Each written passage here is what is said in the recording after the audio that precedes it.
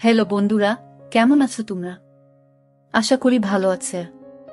বন্ধুরা, আমি উন্মুল কায়ের তিশা।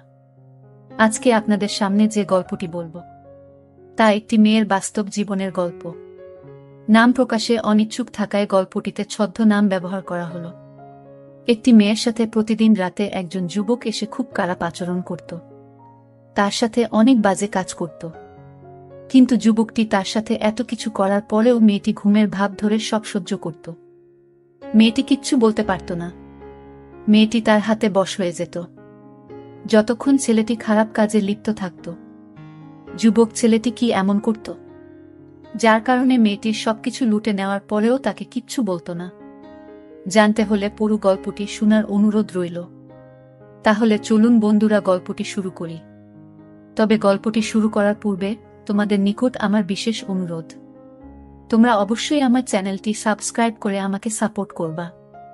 প্রতিদিন রাতে হাসিবা রুমে অদ্ভুত শব্দ করে। শব্দগুলো বিশেষ ব্যথা পেয়ে করে অথবা অন্য কোনো গোপনীয় কারণে করতে পারে। কারণ গোপন শব্দ শুনলেই বোঝা যায়। আবার কাকে যেন বলে খুব বেশি হয়ে যাচ্ছে। আর মেয়ের এই অদ্ভুত শব্দ আর কান্না হাসিবার মা বাবা প্রতিদিন তার রুম থেকেই শুনতে পাই। আসলে অদ্ভুত শব্দটি আর কথাগুলো হাসিবা বিবাহিত হলে চিন্তার বিষয় ছিল না তার মা বাবার জন্য। হাসিবা অবিবাহিত মেয়ে, কলেজ পড়ে। মা বাবার রুমের থেকে একটু দূরত্বে হাসিবার রুম। তবে একটু জোরে কথা বললে বা শব্দ করলে হাসিবার মা বাবার রুমে শুনতে পাওয়া যায়। হাসিবার মা খুব চিন্তিত। কারণ হাসিবা কি তাদের চোখের আড়ালে বাসায় ছেলে নিয়ে কোনো খারাপ কাজে লিপ্ত হচ্ছে কি না, তা আবার আমাদের নিজেদের বাসায়। এরকম চিন্তা করতে করতে হাসিবার মা বাবার মন খারাপ হয়ে যায়। হাসিবার মা আজ রাতে না ঘুমিয়ে হাসিবার রুমের সামনে পাহারা দিচ্ছে। কিন্তু রাত গভীর হতেই কোনো এক অজানা কাজে মেতে উঠল হাসিবা।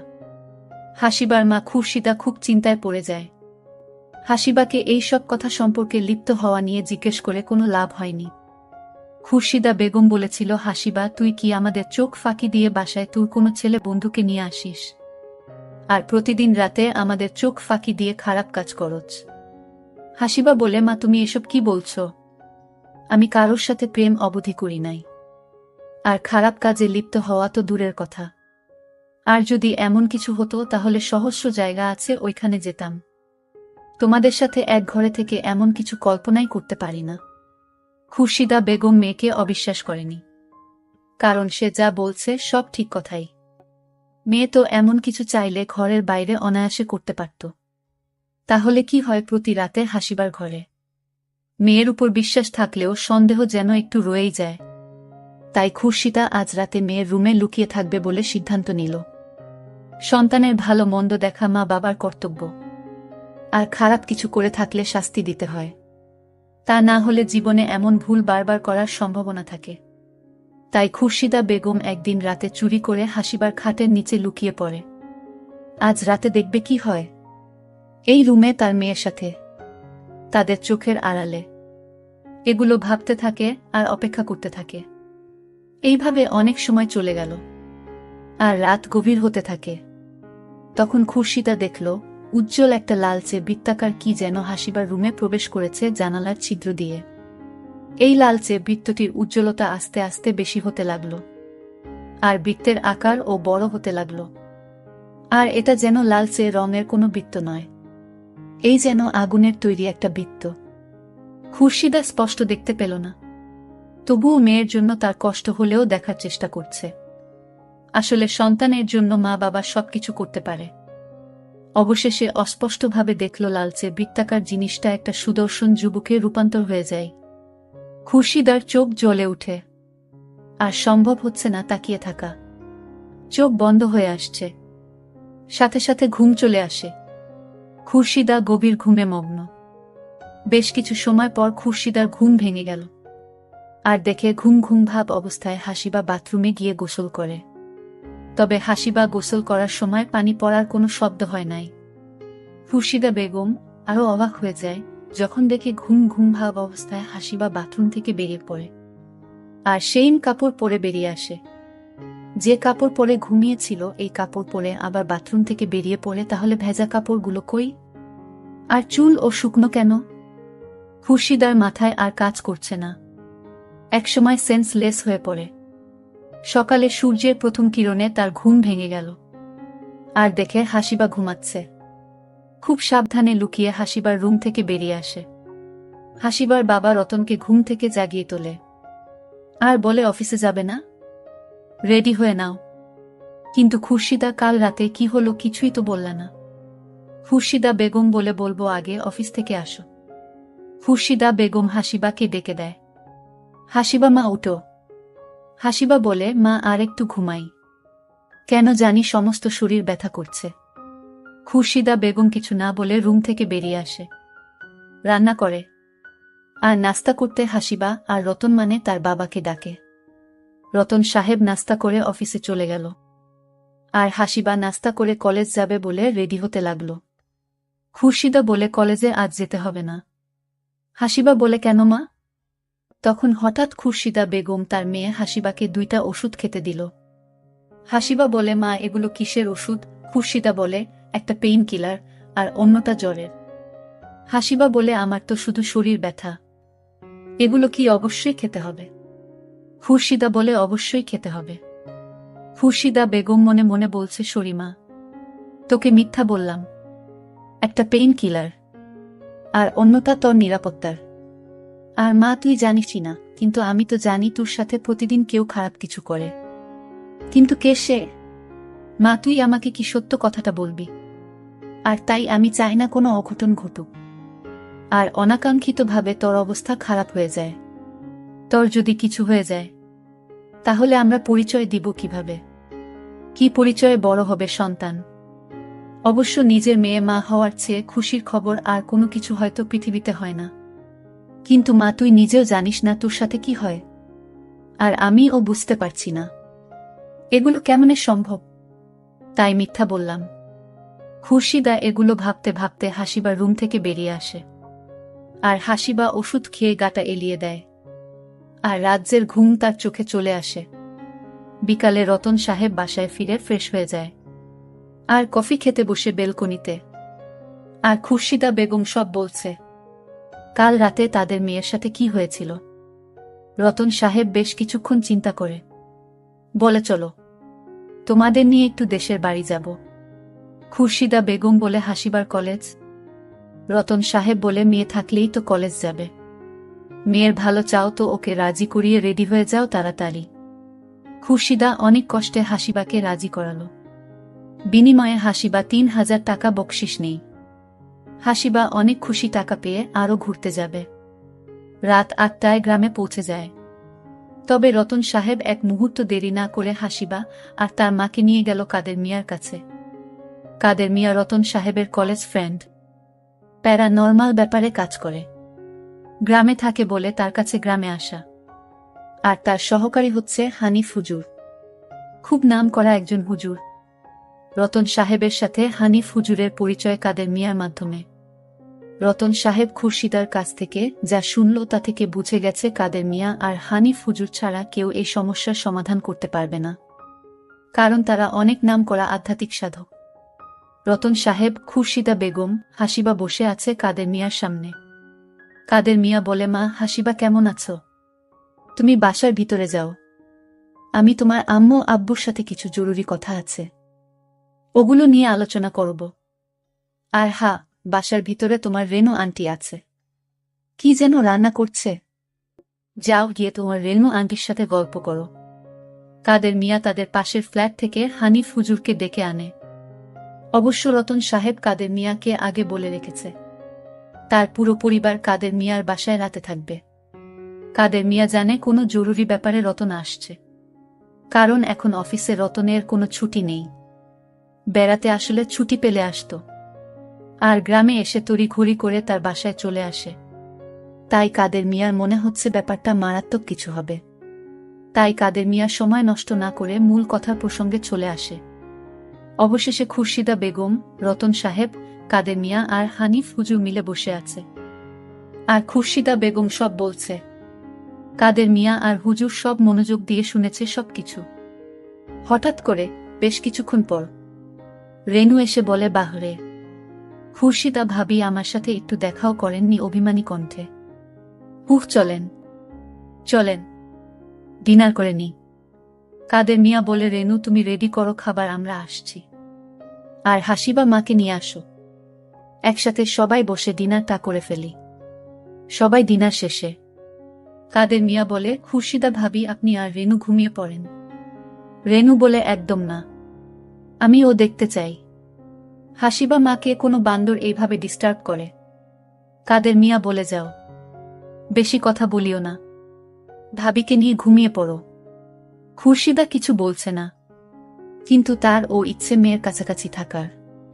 রতন সাহেব আগেই বলে দিয়েছিল, কাদের মিয়া যেমন বলবে তেমনই করবে। তাই খুরশিদা চুপচাপ থেকে রেনুর সাথে ঘুমাতে যায়। কিন্তু রেনু বা খুরশিদা কারোর চোখে ঘুম ছিল না। হাসিবার চিন্তায় মন অস্থির হয়ে আছে। কাদের মিয়া, রতন, হানিফ, হুজুর আর হাসিবা একটা রুমে গেল। হাসিবা বলে, বাবা আমি ঘুমাবো। রতন সাহেব বলে, কাদের মিয়া, খুরশিদা আর রেনু ভাবিকেও ডাকো। তুই বকা দিয়ে ভুল করেছিস, আর ওদের দোয়া পড়ে হানিফ হুজুর ফু দিয়ে দিলে কিছু হবে না। কাদের মিয়া রেনুকে বলে, সরি, রাগ করিও না, তোমাদের কিছু হবে এই ভয়ে আসতে নিষেধ করেছিলাম। রেনু আর খুরশিদা আসলো। হানিফ হুজুর ফু দিয়ে দিলেন দোয়া পড়ে। অন্যদিকে হাসিবা ঘুমিয়ে পড়ল।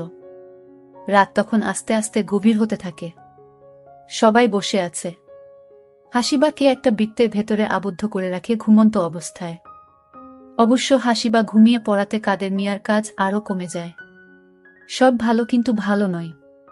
কিছু করতে গেলে বাধা আসবে না এমন কি হয় নাকি? ঠিক তখনই লালচে বৃত্তটির প্রবেশ ঘটে রুমে। কাদের মিয়ার মুখে যেন হাসি ফুটে ওঠে। সে মনে করেছে যে সে নিমিষেই লালচে বৃত্তটিকে নিজের অধীনে আনতে পারবে। কিন্তু একটু পর হাসি মুখটা যেন নিমিষেই কালো হয়ে গেছে। লালচে বৃত্তটির তীব্রতা অনেক বেশি, যার ফলে কাদের মিয়া, রেনু, খুরশিদা, হানিফ হুজুর, রতন সবারই তাকিয়ে থাকতে কষ্ট হচ্ছে। এক পর্যায়ে তাদের সবার চোখ জোড়া জ্বলতে শুরু করে, আর যার ফলে সবাই চোখের জ্বালা সহ্য করতে না পেরে সেন্সলেস হয়ে যায়।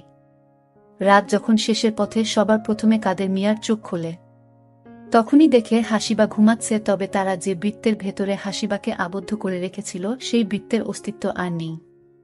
তাহলে তাদের সবার চোখের আড়ালে আবার সেই এসে তার কাজ করে চলে যায়। অথচ হাসিবা বেচারি কিছুই জানে না। কিন্তু হাসিবাকে দেখে একদম বোঝা সম্ভব হচ্ছে না যে তার সাথে কেউ কাল রাতে অবিশ্বাস্য কিছু করেছে। অথচ মেয়েটি যেভাবে ঘুমিয়েছিল ঠিক একইভাবে এখনো শুয়ে আছে। কাদের মিয়া যেন আর কিছু ভাবতেই পারছে না। এর কিছু সময় পর সবাই জেগে ওঠে। কাদের মিয়া রেনুকে নাস্তা রেডি করতে বলে, আর রতন সাহেব আর খুরশিদাকে রেস্ট নিতে বলে, আর হাসিবাকে ঘুম থেকে না জাগাতে বলে। আর কাদের মিয়া বলে, হানিফ হুজুর আসেন, আমাদের ওয়ার্কিং রুমে যাই, খুব গুরুত্বপূর্ণ কাজ করতে হবে। কাদের মিয়া আর হানিফ হুজুর এখন বসে আছে একটা অন্ধকার রুমে, যেটা তাদের কাজ করার রুম। তারা ধ্যান করছে। কাদের মিয়া বীর বীর করে মন্ত্র উচ্চারণ করেছে, আর হানিফ হুজুর কুরআন শরীফ পড়ে তার অনুগত জিনকে ডাক দিচ্ছে। কাদের মিয়া তার শক্তি দিয়ে বোঝার চেষ্টা করছে কি হয়েছে, আর হানিফ হুজুর জিনকে উপস্থিত করার চেষ্টা করছে। অতঃপর হানিফ হুজুরের জিন হাজির হয়, আর হানিফ হুজুর জিজ্ঞেস করল, হাসিবার সাথে এমন কেন হচ্ছে? আর কি হচ্ছে? আর আমরা কিছু করতে পারছি না কেন? এই এত বছর হলো এই পেশাতে যুক্ত আছি, এমন কখনো হয়নি, বরং সব কেস আমি আর কাদের মিয়া খুব ভালোভাবে সমাধান করতে পেরেছি। তাহলে হাসিবার কেসের ক্ষেত্রে এমন হচ্ছে কেন? জিন বলে, হুজুর মাপ চাই, আমি কিছু বলতে পারবো না, তবে আমি জানি কি হয়, কে করছে এসব, তবুও বলতে পারবো না। যদি আমি মুখ খুলে ফেলি, জিন রাজ্যে প্রবেশ বন্ধ হয়ে যাবে আমার জন্য। হানিফ হুজুর বলে, তুইও এমন করলে আমরা হাসিবাকে কেমনে বাঁচাবো? জিন বলে, হুজুর গোস্তাকি মাফ করবেন, আমি আজ আসি। হানিফ হুজুর জিন যাওয়ার পর আরো বেশ কয়েকবার ডাকল তাকে, কিন্তু জিন কোনো সাড়া দিল না। হানিফ হুজুর চিন্তায় পড়ে যায়, কি করবে তারা এখন? রতন অনেক আশা নিয়ে সাহায্য চাইল, কিন্তু তারা কি না কিছুই করতে পারছে না। কাদের মিয়া বলে, হানিফ হুজুর, আমি কিছু তথ্য সংগ্রহ করতে পেরেছি, আমি কিছু দেখতে পাচ্ছি। কাদের মিয়া চোখ জোড়া বন্ধ অবস্থায় এসব বলছে। হানিফ হুজুরের মুখে যেন হাসি ফুটে উঠেছে। কাদের মিয়া বলে যে হাসিবার সাথে খারাপ কাজে লিপ্ত হচ্ছে। সে খুব শক্তিশালী, আর সে হচ্ছে জিন রাজ্যের রাজার একমাত্র ছেলে জিন্নাত যিশু, আর তার কাছে জিন রাজা আর রানীর উভয় শক্তি আছে, যার ফলে সে সবকিছু করতে পারে। হানিফ হুজুর, আমি আর কিছু তথ্য দেখতে পাচ্ছি, কিন্তু মুখ খুলে বলতে পাচ্ছি না। এমন কেন হচ্ছে? আর আমার শরীর অবশ হয়ে যাচ্ছে। তখনই কাদের মিয়া সেন্সলেস হয়ে পড়ে যায়। হানিফ হুজুর কাদের মিয়াকে কোলে করে ড্রয়িং রুমে নিয়ে গেল আর সবাইকে ডাক দিল। এভাবে কাদের মিয়ার নিথর শরীরটা বেশ কিছুক্ষণ পড়েছিল। গ্রামে ডাক্তারও তেমন নেই, কিন্তু আরও কিছু সময় পর কাদের মিয়া একটু সুস্থ হয়ে উঠল। হানিফ হুজুর এখন বুঝতে পারছে, এই কারণে তার জিন তাকে কিছু বলতে নারাজ ছিল।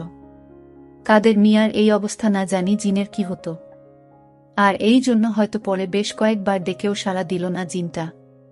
কাদের মিয়া বলে, হানিফ হুজুর, এ কাজে সাহায্য লাগবে, খুব জটিল একটা কাজ। আমি আর আপনি একা কিছু করতে গেলে প্রাণ যাবে নিশ্চিত। হানিফ হুজুর বলে, কার থেকে সাহায্য নিবে? কে করবে সাহায্য? কাদের মিয়া বলে, মনে আছে আমার দুইটা বান্ধবীর কথা বলছিলাম, সেতু আর ঋতু, আর একটা বন্ধু কবির। হানিফ হুজুর বলে, আরে মনে আছে, কিন্তু ওদের এমন কি শক্তি আছে যে আমাদের সাহায্য করতে পারবে? কাদের মিয়া বলে, ওদের শক্তি আছে, শুধু আমি জানি, তবে কাউকে বলতে না করেছিল। এখন এই পরিস্থিতিতে না বলে পারলাম না। শুনেন তাহলে, ওদের 3 জনের মধ্যে কি শক্তি আছে? 1.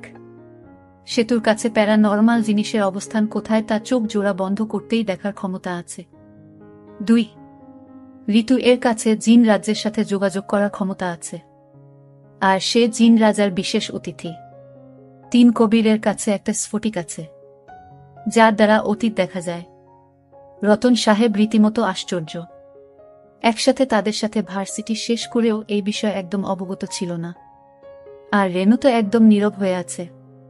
এটা শুনে হানিফ হুজুর বলে, আর দেরি না করে ওদের ডেকে আনো। কালকে সেই জিন রাজার পুত্র অনেক রেগেছিল, তাই লালচে বৃত্তটির রশ্মি বেশি ছিল। আমি যতটুকু বুঝতে পারলাম, সে রাগের মাথায় হাসি বা মার ক্ষতি করতে পারে। কাদের মিয়া বলে, আমি ওদের সকাল 8টার দিকে কল দিব। তার আগে চলো সবাই কিছু খেয়ে নিই, আর রেনু হাসিবাকে একটু ডেকে আনো। একসাথে নাস্তা করে একটু গল্প করি সবাই, মনটা একটু ভালো হবে। বিকাল 4টার দিকে দরজার মধ্যে কে যেন কড়া নাড়ে। কাদের মিয়া দরজা খুলে দেখে কবির, ঋতু, সেতু হাজির। সবাই মিলে রাতের খাবার শেষ করে কাজে নেমে যায়।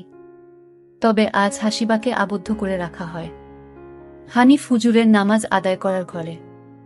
আর সামনের জায়গায় 3টি বৃত্ত। একটাতে আছে রতন সাহেব, খুরশিদা বেগম, রেনু।